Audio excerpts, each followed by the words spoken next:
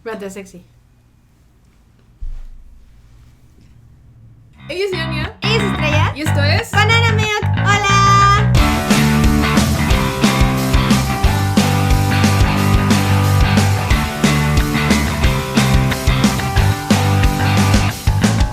El día de hoy vamos a hablar sobre la evolución que han tenido las boy bands en el K-pop, partiendo desde los primeros grupos que ayudaron a consolidar el género como tal. Hace muchos años, en 1992, Sotaeji and the Boys llegaron para revolucionar este género y cambiarlo para siempre. Su estilo musical era único en esa época, con una mezcla de techno, dance, hip hop, que para la época era algo súper revolucionario, aparte de que traía muchas influencias de música americana. En ese momento Corea estaba viviendo una época de expansión a nivel mediático, entonces eso le ayudó muchísimo a ser reconocido por todos los jóvenes de la época. Sotaeji and the Boys son considerados como los padres del K-pop moderno. Se enfocaban mucho en la ropa que traían, en que se vieran bastante guapos y que llamaran la atención, pero no se enfocaban tanto en la música en sí, o más bien en el canto. Que ellos aparecieran en el mundo tuvo tal importancia porque le dieron un espacio de expresión a los jóvenes que era diferente de la música o de las plataformas para los adultos. Por lo mismo su música se enfocaba en que fuera juvenil, en que fuera emocionante y sobre todo que fuera divertida.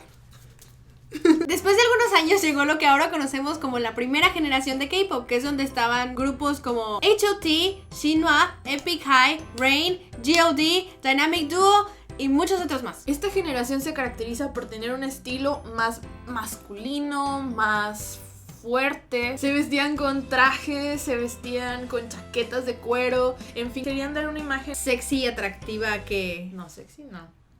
A mí me parece sexy, no sé a ti. Y una cosa súper importante es que esta generación estableció el concepto de los roles en un grupo. El visual, el rapero, Que por cierto, en ese entonces fue cuando se empezó a usar el rap dentro de las canciones de K-pop. el bailarín principal y el vocalista principal. También en esta generación fue cuando se empezaron a enfocar mucho más en las coreografías y el performance que estaban haciendo, y se empezaron a enfocar también un poquito más en lo vocal. Después tenemos a la segunda generación, que es lo que nosotros ya empezamos a conocer. Pues tú, porque yo no. Es la generación en donde emerge el concepto de Flower Boy. Los Flower Boys son chavos que se consideran bonitos, es decir, que tienen facciones bastante bonitas.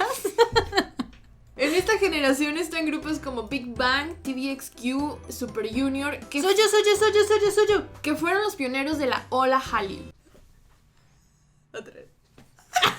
Fue aquí donde las agencias se empezaron a preocupar más porque las bandas tuvieran un poquito más de talento vocal y las coreografías eran mucho más complicadas. Estas ya son bandas con las que nosotros estamos más familiarizados porque fueron las primeras que empezamos a escuchar. Porque ¿quién no conoce Mirotic? ¿Quién? Después llegó la tercera generación, que es la que nosotros consideramos nuestra generación. Ahí tenemos bandas como SHINee, BTS, Tinto, VIP, en fin, absolutamente todas las bandas de las que estamos enamorados todos en este momento forman parte de la tercera generación de boy bands, de idols, de grupos, de vatos, hombres, chicos. dudes. Siguiendo la tendencia mundial, los idols comenzaron a adoptar una actitud más cute, más tierna, porque eso es lo que nosotros los fans les pedíamos. Pedimos. Les Aún. pedimos. Es aquí donde se empezó a utilizar mucho más maquillaje, colores pastel, joyas extravagantes y accesorios grandes y que llamaban la atención. Skinny jeans, leggings con shorts. En fin, todo lo que estamos acostumbrados a ver. Leggings con shorts. Ay, se ven bien guapos, ¿no los has visto? Sí.